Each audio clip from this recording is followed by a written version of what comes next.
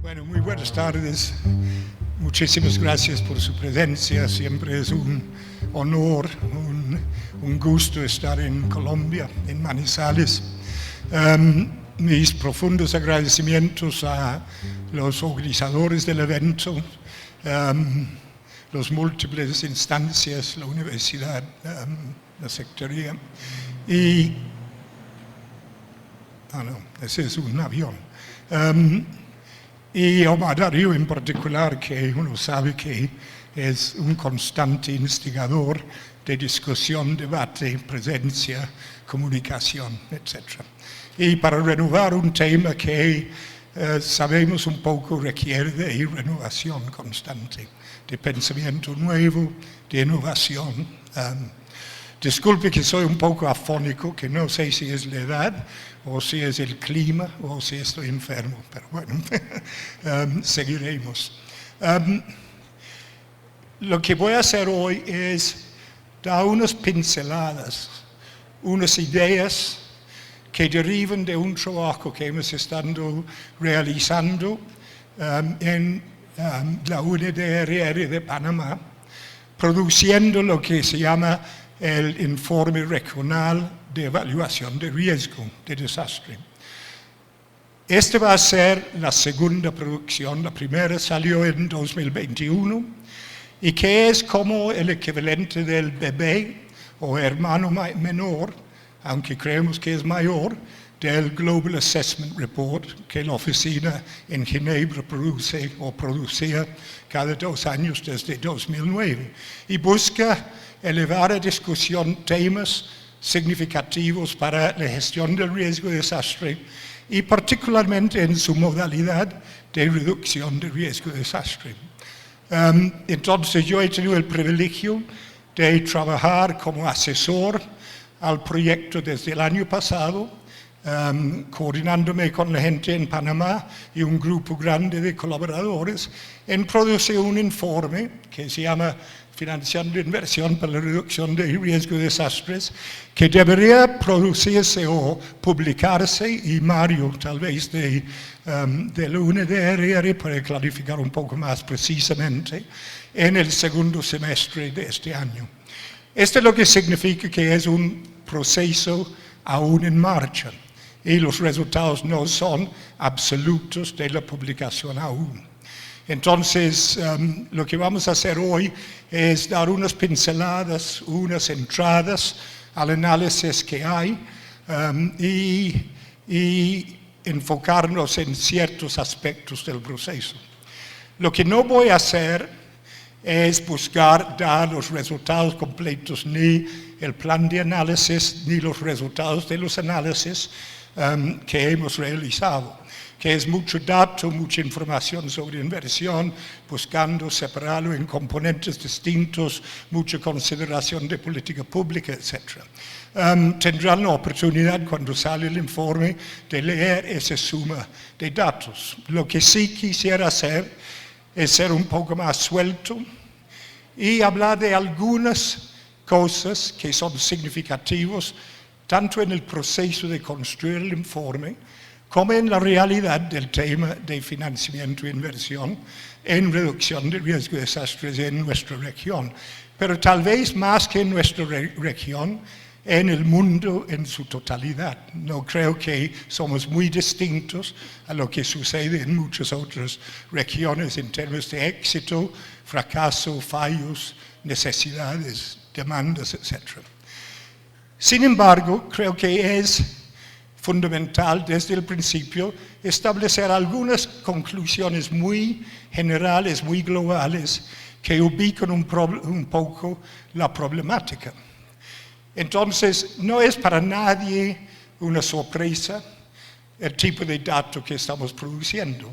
Está en las publicaciones en todas partes, que efectivamente en los 20 años desde Hyogo, realmente en términos de proporciones, inversiones absolutas. ¿Aló? Sí. En términos de inversión en la reducción del riesgo de desastre, no hemos progresado en 20 años. Estamos más o menos en la misma posición en términos proporcionales que estamos en 2005 con Hyogo. Y sabemos que Hyogo puso en la mesa, en sus prioridades, por primera vez, la necesidad de disminuir, reducir, de atacar, entrar a enfrentar las causas fundamentales subyacentes del riesgo, que es la invitación de una visión sobre las causas de fondo del riesgo que sufrimos en la sociedad. Y que Sendai, en años posteriores, transformó esa prioridad en lo de invirtiendo en la reducción del riesgo de desastre.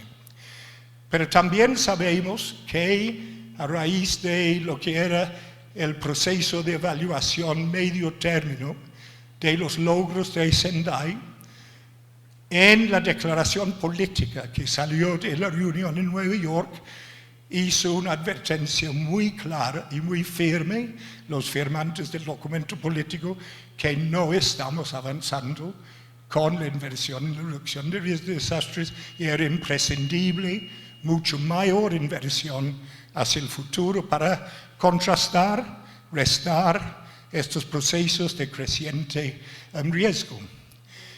Y sabemos de todas las bases de datos que existen y que son accesibles para análisis, que el riesgo está creciendo constantemente. Puede ser que no es geométrico, pero definitivamente no es aritmético. Y entonces las pérdidas y daños medidos, digamos, en términos solamente directos, han aumentado y siguen aumentando. Entonces, desde esa perspectiva, aunque no somos capaces de realmente dimensionar exactamente, y tocaré este punto más tarde, cuánto realmente invertimos y en qué, y explicaré por qué eso existe, las evidencias del aumento del riesgo y desastre son suficientes para decir no estamos dando suficiente atención, priorización, interés, formulación de política e inversión para restar los procesos de crecimiento y riesgo en la sociedad. Entonces, ese es un primer punto. Y los cálculos que se hacen varían un poco, pero en general llegan a la conclusión de que algo como 1% de todo el financiamiento dado para el desarrollo, tanto internacional como nacional, se dedica al tema de desastre. Y de eso, solamente 1 en 5 dólares se dedica al tema de reducción de riesgo, con la gran mayoría o la gran parte de la inversión en respuesta en lo compensatorio, crecientemente en alerta temprana y en acción temprana. Entonces sabemos nada más de la evidencia lo que vemos en un mundo de creciente riesgo más complejo, más concatenado, más compuesto, más sistémico en sus efectos, aunque lo sistémico siempre ha existido, estamos muy atrás de donde necesitamos estar y no hay ninguna manera que los logros y metas de Sendai se cumplen para el año 2030. Y no es solamente un problema de COVID, es un problema de una negación de alguna forma de la inversión necesaria en este tema, en todos sus elementos y sus aspectos, etc. ¿no? Entonces, ese es. Por otra parte, sabemos que alguna esperanza, y a pesar de las relaciones un poco indefinidas, para decirlo así, entre adaptación al cambio climático y reducción del riesgo de desastre, hubo de alguna forma una esperanza hace años cuando el tema de adaptación se puso en la mesa para complementar lo de mitigación, que la adaptación podía ser efectivamente una fuente de empuje de reducción del riesgo de desastre, precisamente por los efectos del cambio climático sobre el tema de riesgo, en el sentido que lo entendemos desde la gestión del riesgo de desastre. Pero eso no ha sucedido. Y sabemos que los 100 billones de dólares que se suponía iban a dedicar anualmente los países del norte para el tema no se ha cumplido ni en una parte suficientemente significativa Y a la vez están discutiendo ahora para 2029 postular la duplicación de los 100 billones que nunca han pagado. Entonces, financieramente estamos cortos en un aliado potencial y también desde la perspectiva directa. Sabemos que ha habido muchas iniciativas de financiamiento, inversión, fuentes distintos, a nivel casi de proyectos piloto, para decirlo así. Pero no hay un escalar de esos en términos de convertirlos en una verdadera política pública con incidencia importante en los países. Entonces hay esquemas de probar con nuevas iniciativas, de sistemas basados en la naturaleza, por ejemplo, uso de la renta urbana y las ganancias de la venta de terrenos urbanos, la plusvalía, y otros esquemas innovadores que sí se han comprobado, pero no son la norma y no son difundidos ampliamente. Entonces hay un conjunto de condiciones que nos dice, y sin ver específica y exactamente los datos, que andamos mal y que tenemos que mejorar. El problema es, y eso lo trataré después, es qué son los argumentos y las formas de formular los argumentos de tener incidencia en los tomadores de decisión. Política pública, pero también más y más en el sector privado, porque reconozcamos que el sector privado tiene que aportar más y más al tema, siendo el constructor de gran parte de lo que existe como infraestructura y edificación en un país como Colombia o en otros países. Pero también sabemos que este problema de lo que es en inglés, no hay muchos proyectos bankable, que es financiable porque no cumple con los requisitos de ganancia o los requisitos de la inversión privada, hay un déficit enorme en la participación del sector privado en la protección de sus propios bienes, pero es muy probable que lo haga con cierta frecuencia, pero mucho menos en financiamiento de obras a través del quehacer político público. Entonces, realmente los resultados del estudio van sobre esa línea mostrando con información, documentación, etc. Y no voy a entrar mucho más en detalle por el tiempo para seguir. Voy a tomar para la gestión de la sequía, siempre. Ya estoy aburrido con ese chiste. Bueno, ese es como un prólogo, un preámbulo, que realmente creo que sabemos todos cuáles son esos problemas. No, ese no es el problema es ir más allá, superarlos y efectivamente tener un nivel de inversión. Y cuando hablo de inversión no hablo solamente financiera, es una inversión de mentes, de capacidades, de cerebros, una inversión de capacidad en capacidades que permitiría que superamos este déficit en un mundo que uno no quiere ser como el fin del mundista, pero en que estamos en momentos críticos. Me junté a una reunión organizada por el World Resources Institute hoy en la mañana con 3 o 4 eminentes ponentes en el tema de cambio climático, calentamiento global, y el expresidente de los Seychelles, las islas, etc. En la discusión sobre adaptación, que pudiéramos trasladar a actividades de reducción de riesgo y mitigación, lo que estableció es que este año pasado pasamos el 1.5, NASA y Copérnicus en Europa produjeron evidencia absoluta que el año pasado y ahora con otros estudios era el más caliente en 2000 años y probablemente mucho más, por estudios de anillos de árboles, etc. Dijo que no estamos en track para controlar la temperatura bajo de 2.5 y cuando llegamos a 2.5 hablar de la adaptación sería irrelevante. Entonces hay un gran debate y discusión sobre el balance no óptimo, pero un balance suficiente, prioritario, entre distintos tipos de intervención, donde al fin de cuentas el riesgo se puede reducir o controlar, ¿no? Entonces, de eso entro más en lo que es el objetivo central. No ven, ¿verdad? Así pueden apagar las luces si quieren. ¿Sí se ve?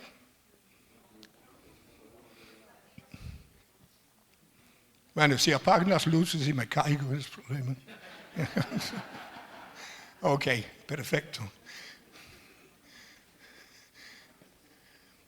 Entonces, lo que quiero hacer es, primero, poner en cierta perspectiva el trabajo que estamos haciendo en unos elementos fundamentales de origen. Y son 3 transparencias que voy a mostrar.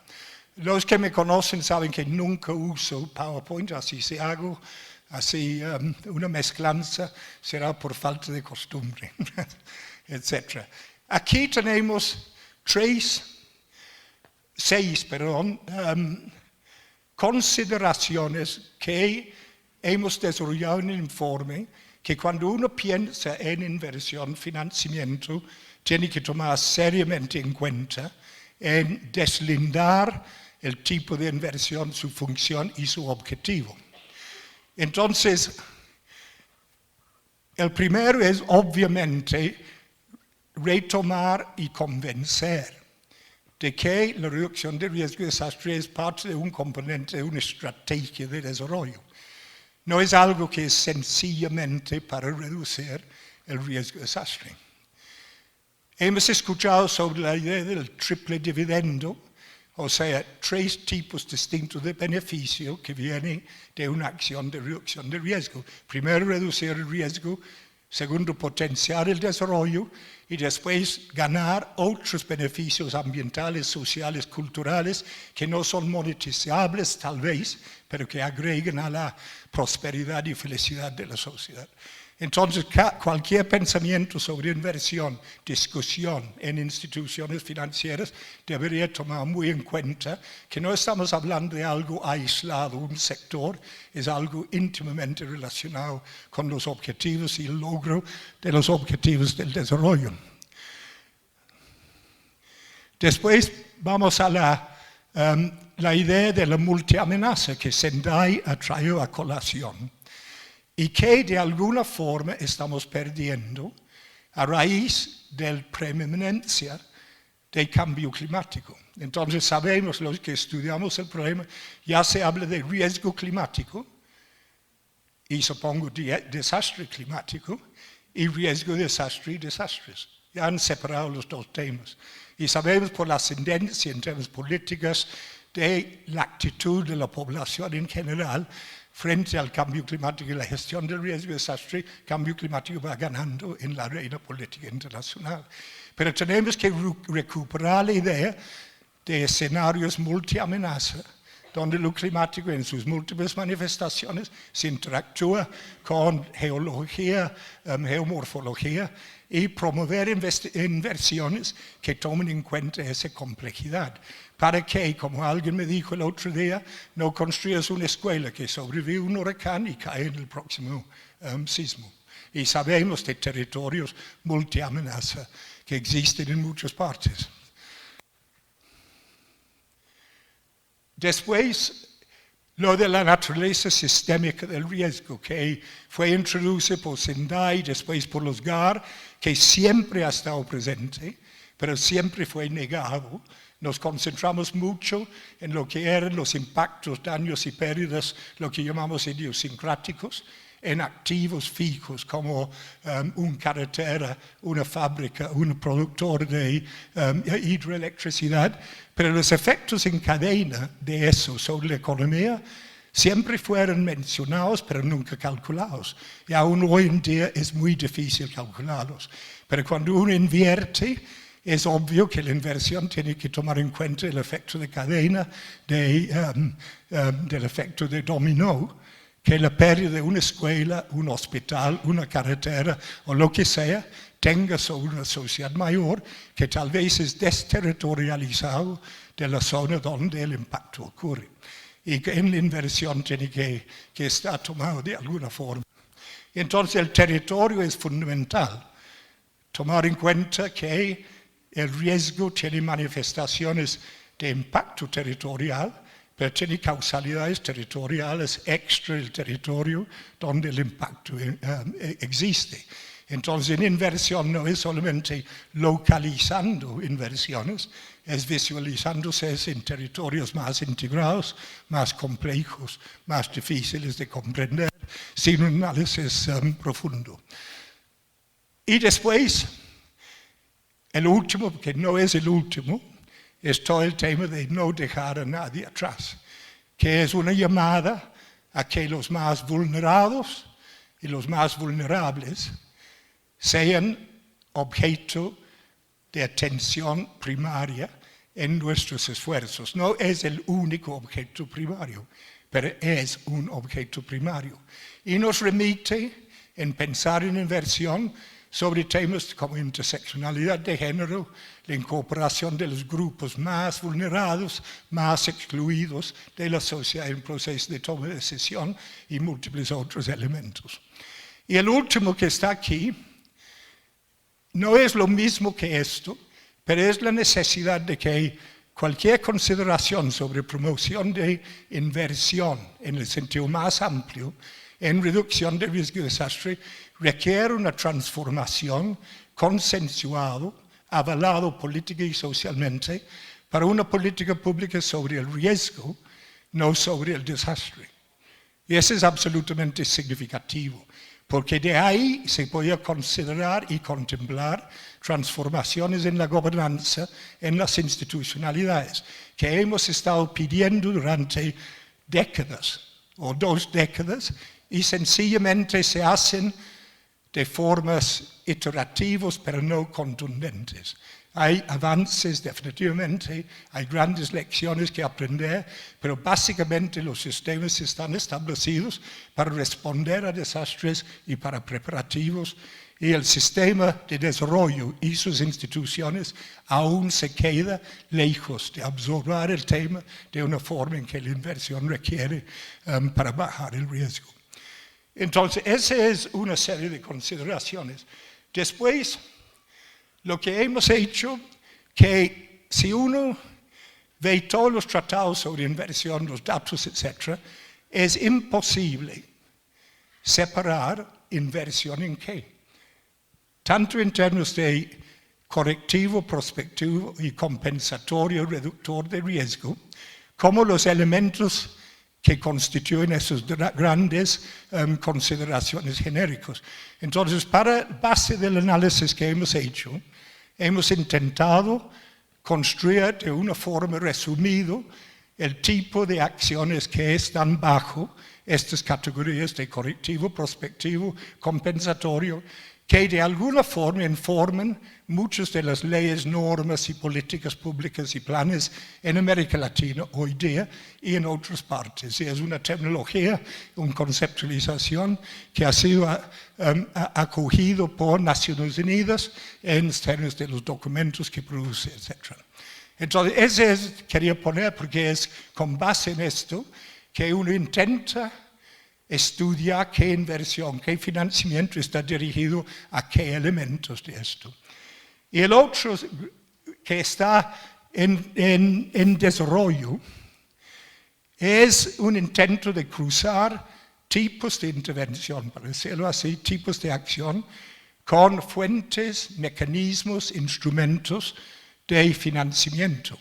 Y eso es un trabajo en movimiento aún. Por eso pongo con cierta trepidez, pero y que creo que, no sé si pueden leerlos, pero realmente la vertical es sobre los tipos de intervención correctiva, prospectiva, y la de arriba es fuentes de inversión. Y esperamos que esto, cuando lo desarrollamos, pudiera ser modificado y puesto en práctica a distintos niveles. Este es genérico. Pero, por ejemplo, si un gobierno local, uno pudiera construir un diagrama igual que dice, para lo local, para estos tipos de acción, estas son las fuentes, instrumentos que más se han aplicado en distintas partes. Si es un sector económico, social o lo que sea, se podría hacer lo mismo. Entonces, eso es la tercera de las gráficas que quería mostrar y con eso voy a terminar de usar la PowerPoint y pueden poner las luces si quieren. Yeah. Bueno, otra agua. ¿Cómo voy por tiempo?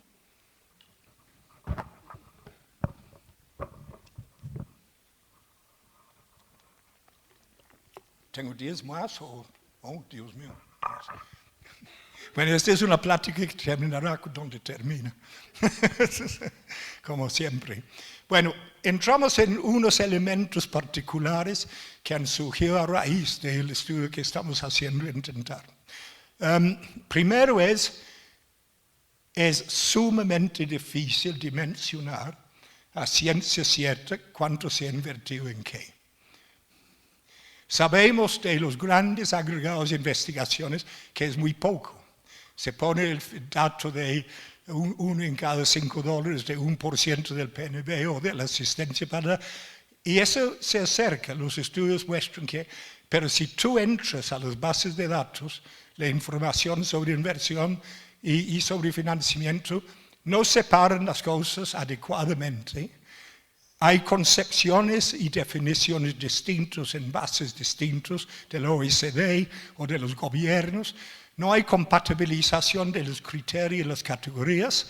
Entonces es imposible separar las inversiones en sus partes. Una parte importante de esto es que podemos considerar que la inversión tiene varias modalidades distintivas. Nosotros en el informe hemos identificado 3 que pueden ser cuestionados o buscando poner otros nombres a ellos. Uno es lo que llamamos inversión directa, que es inversión que lleva el apellido de reducción de riesgo de desastre. Dice, este proyecto es para reducir el riesgo de desastre. Pero hay otro que sabemos existe y es sumamente importante, es donde queremos llegar, por medio de lo que llaman transversalización, introducción a criterios de riesgo en los procesos de desarrollo sectorial y territorial, que sencillamente es imposible sin investigación detallada, yendo a los ministerios, a los presupuestos, a las auditorías nacionales, separar qué parte de una inversión en una carretera está en el componente de reducción de riesgo y cuál está en lograr el servicio que quieres a través de esa inversión. Entonces, el objetivo de la inversión sectorial, territorial, es el desarrollo expresado territorial o sectorialmente. Y hay un componente que busca la seguridad de la inversión, pero no podemos trazar cuánto es, en qué parte, sin investigación profunda. Es una invitación a la investigación profunda. En África, hicieron con financiamiento del UNDRA una investigación en 8 países o más, 16 países, separando qué proporción de lo indirecto, como lo estoy llamando, está en eso. Y hay una tercera categoría que es donde la sociedad debería llegar más y más, que es lo que estamos llamando en el informe reducción de riesgo social comunitario, que no es un adecuado término, pero estamos en busca de mejores, y si alguien tiene uno, muy bienvenido, que es lo que tú y yo, que compañías, que casas, que familias han hecho históricamente, que es buscar protegerse al máximo en el medio en que viven, a través de la inversión en buenos arquitectos, ingenieros, que yo construyo mi casa, pero eso no se llama gestión de riesgo. La gestión de riesgo es una acción pública. Y lo que hacen nosotros es cultura de prevención, no sé qué es, pero miles y millones de gente lo hacen al nivel en que lo pueden hacer. Y es muy probable, si esa inversión no existiese, el riesgo en la sociedad, los daños y pérdidas sería considerablemente más alto de lo que es. Y la imposibilidad de internalizar en la sociedad civil, en las compañías privadas, en las asociaciones, las aglomeraciones, la idea de autoprotección es por un conjunto de consideraciones que son demasiado grandes para tratar en este breve interludio, ¿no? Pero efectivamente es difícil por sistemas no homogenizados de registro de información, clasificaciones de que es prevención distinto, mitigación distinto. La OECD, por ejemplo, en una de sus 3 categorías de gasto, el 720, el 30 y 40, tiene prevención y preparación juntos y no los separan. Entonces, si tú interpretas preparación como yo lo interpreto, no lo puedes separar de prevención como yo lo interpreto. Y otros los califican de otra forma. Entonces, tenemos un severo problema en cuanto a saber qué hay, qué inversión hay, la tendencia en esa inversión de una forma muy, muy concreta. Y eso no niega que en algunos países tal vez existe, ¿no? Segundo punto, y seguro estoy llegando cerca del fin, es tal vez el crux of the matter, como decimos en inglés. No tenemos la inversión necesaria, no podemos trazar fidedignamente cuánto se ha invertido, en qué modalidades de prevención prospectiva correctiva. Sabemos que lo prospectivo no es que es prioritario absoluto, pero debe ser prioritario porque el costo de la prevención es mucho más bajo en general que la mitigación. O sea, evitar el riesgo en nuevos desarrollos es más barato que reducir el riesgo en un hospital ya existente o reconstruirlo una vez destruido. Pero la gran pregunta es, ¿por qué no estamos pudiendo cambiar la realidad? Y con eso quisiera citar una cosa que estamos haciendo que me parece interesante. Yo me puse a leer tratados de los 90 y tempranos años de los 2000 con Hyogo en ciernes. Y me refería a un conjunto de autores que yo conozco, Madeira los conoce, muchos que hemos estado en el tema 30 años conocemos. Gente que muchos no conocerán como Charlie Benson, Reinhard Meckler, Steve Bender y otros, que escribieron documentos en los 90 y 2005 cerca, que dicen exactamente lo que se está diciendo hoy día para explicar por qué no estamos avanzando, los estorbos que estamos enfrentando, que son múltiples, ¿no? Desde la idea de Kofi Annan, de que la prevención no es mostrable, no es calculable, entonces invierten en respuesta porque es más políticamente visible. Pero también del trade-off que existe entre la inversión en esto y la inversión en otras cosas desde la perspectiva del gobierno que rinden más política económica socialmente a corto plazo. La ausencia de, ellos llamaron para no solamente costo-beneficio, análisis multicriterio que introducía lo que el triple dividendo dice es la ventaja de la inversión en reducción del riesgo de desastre, no solamente reducir el riesgo de desastre. Pero todas estas cosas fueron escritos. Si leen un estudio que salió después de Hyogo, editado por Marcus Munch, Reinhard Meckler y la Sarah Opitz Stapleton, por insistencia de lo que era la estrategia internacional en ese momento, es completo. Dice todo lo que decimos hoy. No hay un argumento ni del riesgo sistémico, ni del dividendo, triple dividendo, que no fue dicho en ese documento con base en lo que otros autores decían. Entonces estamos en 2025 con los argumentos en la mesa, con las razones explicitadas de por qué no más inversión y sencillamente no avanzamos. Entonces la pregunta que está en el aire es cuáles son las innovaciones, novedades que permitiría que pasamos a un estado de estar mucho más conveniente en términos de no tener riesgo que no existía en 30 años atrás. Yo creo en una conversación con alguien recientemente, ellos me decían, creo que estamos no en los 90, estamos en los 80.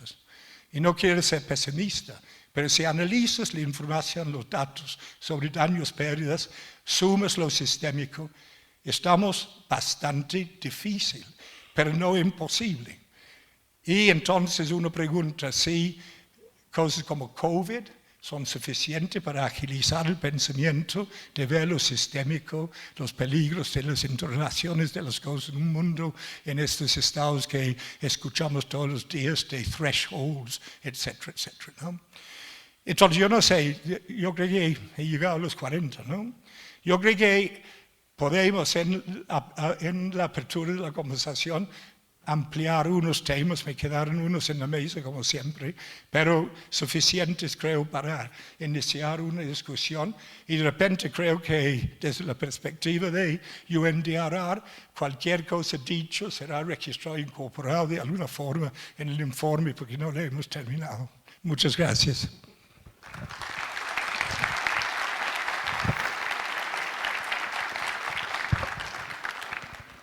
Bueno, en estos minutos que nos quedan para esta sesión, la idea es tener algo de interacción. Si tienen alguna pregunta, algún comentario, es más que bienvenido.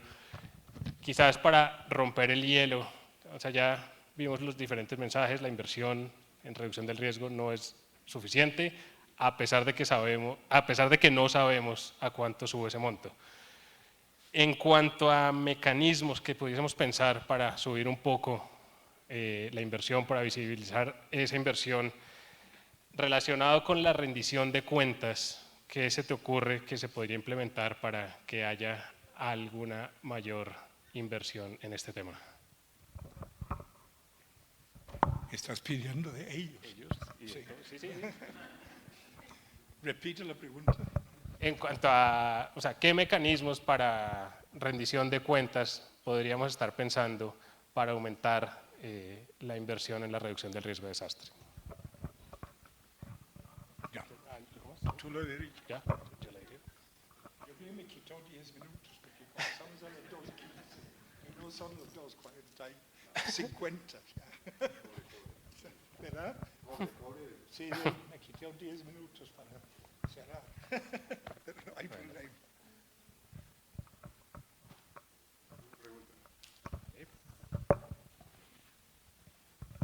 Doctor Adán, encantado de conocerlo.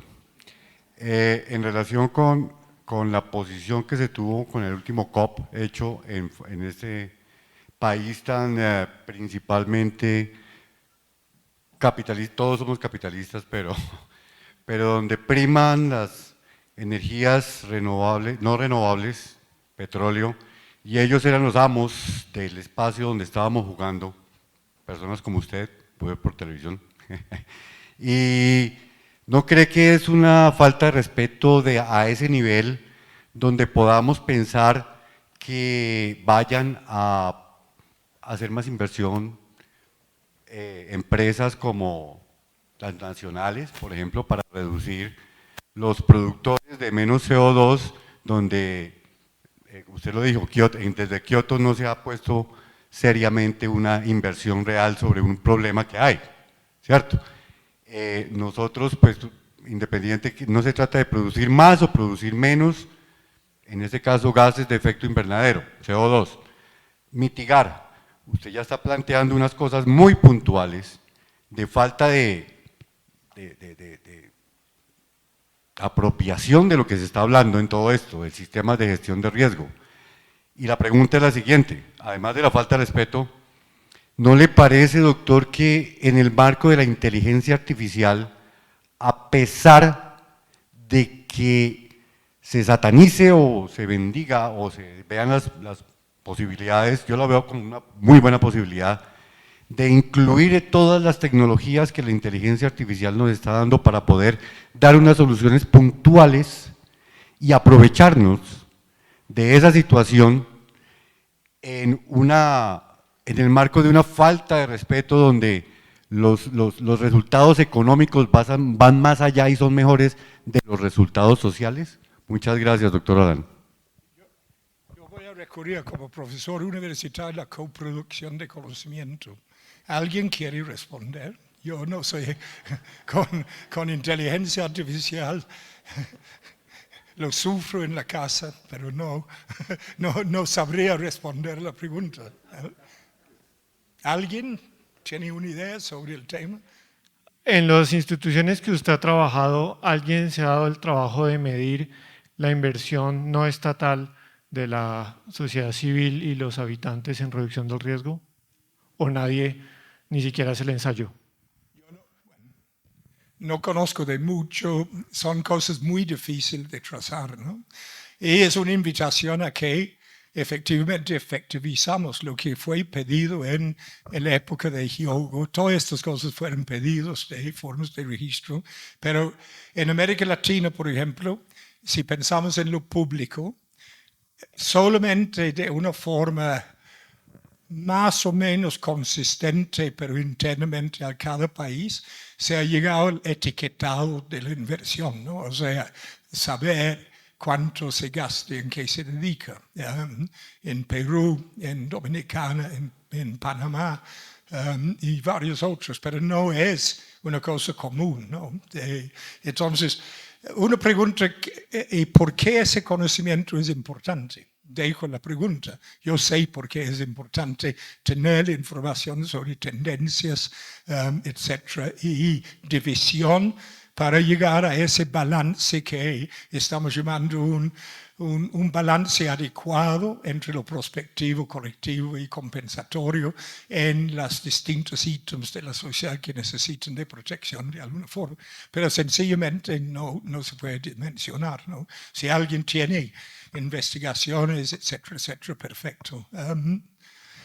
Aprovecharía nada más sumar otro punto que viene del informe, que era la continuidad de la idea de la RRD como estrategia de desarrollo y la idea, lo que se ha llamado transversalización, que esencialmente no ha funcionado tampoco como quisiéramos que funcione. O sea, en cada inversión sectorial, a través de los sistemas nacionales de inversión pública, por ejemplo, se garantiza que consideración del riesgo está dado, lo cual no significa que hay plata para hacer lo que hay que hacer óptimamente, pero sí habrá plata para hacer algo importante.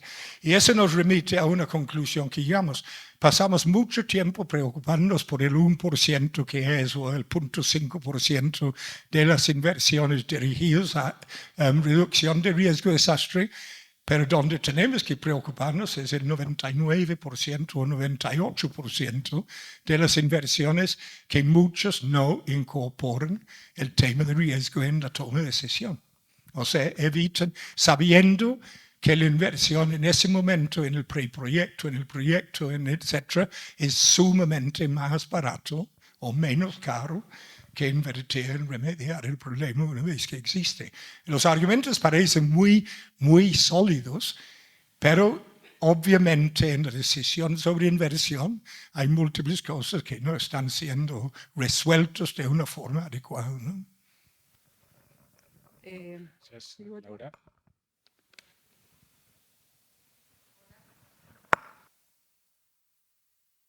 Hola, soy Laura Acquaviva.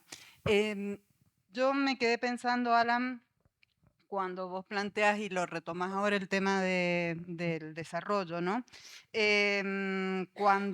Y decimos entonces esta cuestión de que el sector privado tiene que meterse dentro de lo que es el tema de la reducción del riesgo de desastres, pero entonces digo yo, cuando tenemos estados que se están retirando de la inversión pública y que son los que tienen que incluso garantizar los derechos de los ciudadanos y garantizar la seguridad de los ciudadanos, entonces, ¿cómo hacer para que el sector privado realmente asuma esto?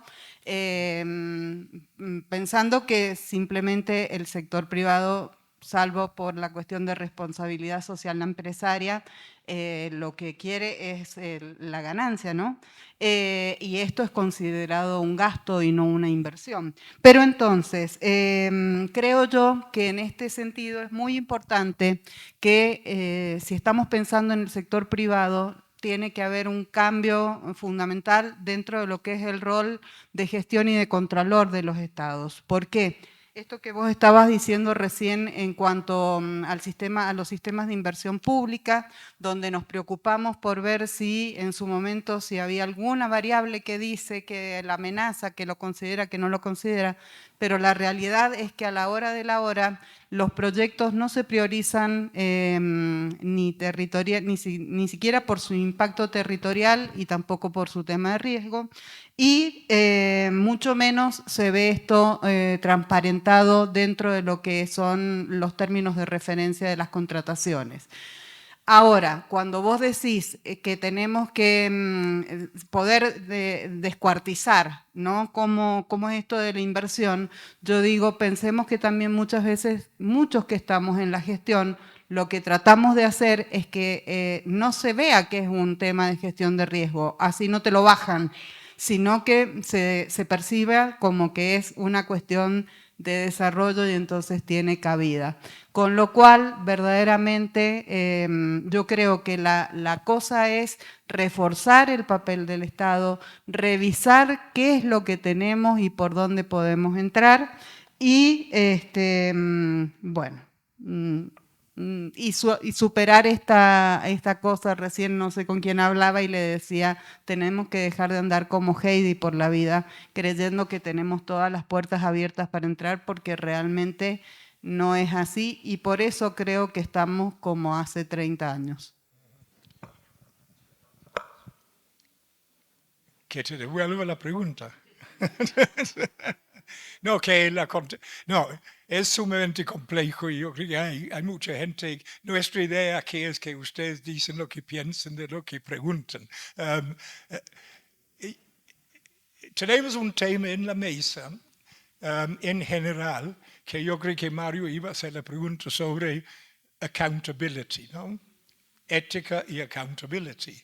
Entonces, yo me acuerdo cuando MIT sucedió en Centroamérica, yo escribí un capítulo de un libro en que sugerí, y si alguien lo había sugerido antes, que las inversiones que fueron perdidas, dañadas, etc., los responsables para la construcción, la inversión, bancos internacionales o lo que sea, deben estar obligados a revelar el proceso a través del cual la inversión se hizo. Y en el momento que la inversión se está haciendo en su aprobación, sea privado o público, se supone que debería haber mecanismos normativos, legales, etcétera, que obliguen, por ejemplo, yo no entiendo en Costa Rica cómo pueden construir una carretera, la 27, que se supone la mejor carretera del país, que va a la costa, y a un mes de inaugurado está cerrado por deslizamientos e inundaciones, ¿no? Entonces, esa es una doble responsabilidad. Uno es el Estado que financia y no tiene suficiente financiamiento para invertir, para hacer las cosas bien, pero considera que la oferta del servicio es un sustituto para la seguridad. Y eso existe en mucho, es un trade-off, ¿no? Los sectores quieren proveer. Bueno, tu amigo Steve Bender escribió eso en los 80s, 90s, que la consideración es la oferta del servicio, el objetivo último de desarrollo, no la seguridad de lo que está haciendo. Entonces uno hace la pregunta, cuando construye una carretera, un constructor privado no debe considerar y decir al Estado y reclamar y hasta insistir no hacer. Claro, no lo van a hacer porque es ganancia por medio, pero deben decir al Estado esta cosa se va a colapsar en tantos años. No me van a decir que los ingenieros que diseñan finalmente las cosas no entienden que eso va a suceder. Pero estamos cruzados por incapacidades, ¿no? De operar en el terreno de la ética, de la justicia, de la accountability, etc. Y siempre volvemos al sistema de alguna forma. Por eso fue interesante con Hyogo y Sendai, que Hyogo era mucho más amplio, ¿no? Reducir the underlying risk factors, factores subyacentes del riesgo, que sería contestar la pregunta y contestar muchas otras preguntas. ¿Por qué existe la posibilidad de hacer esto tantas veces? ¿Qué es? Corrupción, ganancia a corto plazo, puede variar de acuerdo con mucho. Pero Hyogo buscaba la transformación, que algo que requería transformación en modelos de desarrollo. No estoy diciendo desechar el modelo capitalista, el socialista, comunista, pero ajustes de alguna forma mínimo y transformaciones importantes después.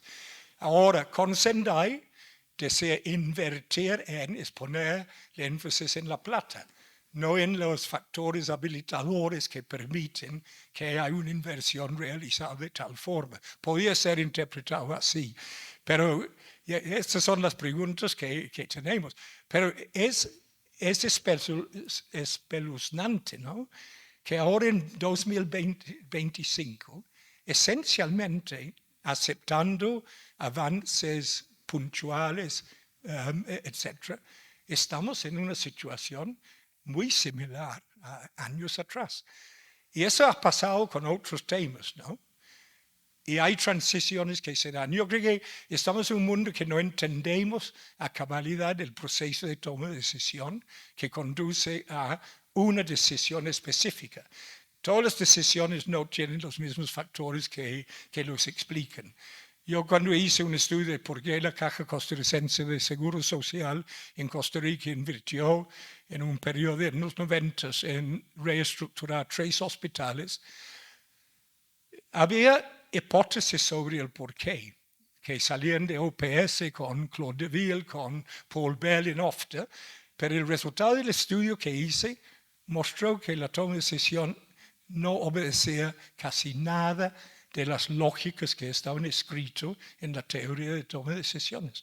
Obedecía a blame reducing policies, se dice en inglés, políticas o acciones que reducen tu sentido de culpabilidad que pasa algo, ¿no? Entonces, ¿quién diseñó los hospitales en Costa Rica? Un mexicano. Los hospitales en México fueron severamente dañados en 85, después en El Salvador en 86.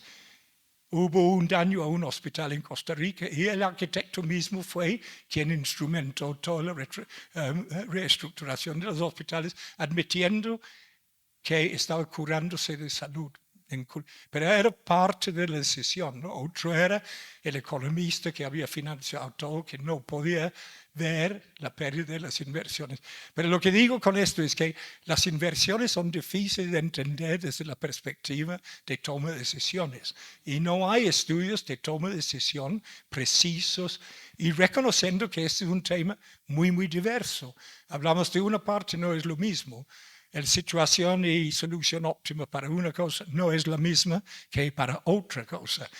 Pero buscamos, como mucho de nuestra actividad, de homogeneizar las cosas, ¿no? Con esta inversión en este tema es país por país. Sabemos que la gran demanda es, ahora hablé perdón que prolongo, pero voy a prolongar. Hablé escuchando la representante del gobierno de Alemania para todo el tema de cambio climático, mitigación, etc. Y le preguntaron por qué es que en Alemania un 49% de lo que dan para el clima es en adaptación. Fíjate, eso no es normal. O sea, 49% es adaptación, no mitigación. Y le preguntaron por qué. Dijo, por las demandas de los países. Entonces, con esta inversión en reducción de riesgo, las decisiones y el financiamiento tienen que venir esencialmente de lo nacional. No se puede depender en lo internacional, que es un poquito, pero estamos amarrados por deuda, crisis fiscal, múltiples demandas de protección social, uso del, etcétera, etcétera. Pero lo nacional debería determinar y de forma descentralizada qué es lo que es ese óptimo de inversión y el balance entre las cosas. Y la ayuda internacional debería acoplarse a lo nacional, pero no es así, es al revés aún. Con adaptación, con mitigación y con reducción de riesgo, hasta con respuesta. Entonces, ¿por qué tenemos acción temprana ahora, como el nuevo niño en el block, como dicen, new boy on the block, el nuevo niño que está circulando, como resiliencia, en su momento adaptación, todos eran nuevos conceptos, ideas que se fueron desarrollando, etc. Pero ahora estamos con eso, así y es como en mea culpa de la no reducción estructural de riesgo. La acción temprana como continuidad del alerta temprano, que no tiene ni un 0.5% de inversión de nada hasta el momento, pero es la que se empuja desde muchos países del norte. Y lo de nuestro tema central es el olvidado, no está en la agenda. Esa era una continuidad de la plática.